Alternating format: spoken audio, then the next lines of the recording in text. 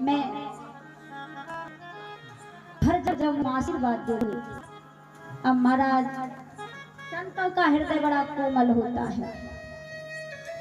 उन्होंने अपनी झोली से एक फल निकाला और कहा, ले ये फल दे रहा हूं और इस फल को ले जाकर अपनी पत्नी को दे देना और तेरे घर में एक बड़े सुंदर से बेटा की प्राप्ति होगी।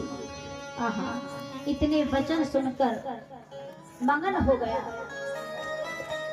और आत्मदेव ब्राह्मण उस फल को लेकर घर की ओर चल दिए और जाते ही जाते अपनी पत्नी को वो फल दिया ले जाकर।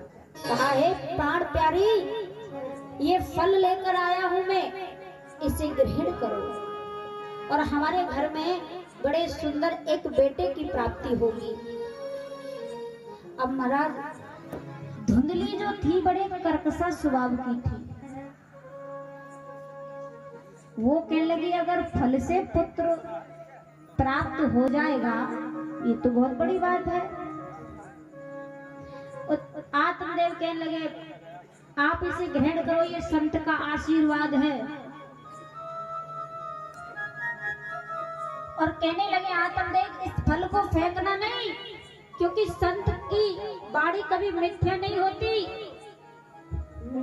संत बचन पत्थर की लीखा। और भगवान भी ये कहते हैं, मोर वचन चाहे पड़ जाए फीका और संत वचन पत्थर की लीखा। तेरा वचन झूठा हो सकता है पर मेरे भक्त का वचन कभी झूठा नहीं हो सकता।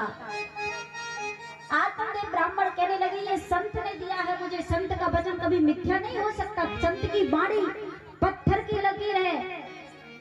अब धुंधली कहने लगी, अब महाराज इतने ही पीछे पड़ रहे तो फल तो ले लिया।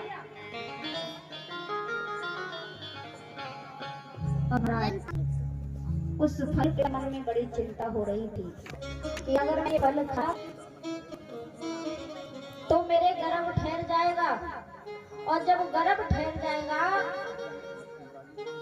तो मेरा पेट आगे बढ़ेगा और जब पेट आगे बढ़ेगा तो मेरा भोजन कम हो जाएगा और जब भोजन कम हो जाएगा तो मुझ पे दौड़ा भी नहीं और 20 रुपए जब कमजोरी आ जाएगी तो एक दिन मेरा राम नाम सर।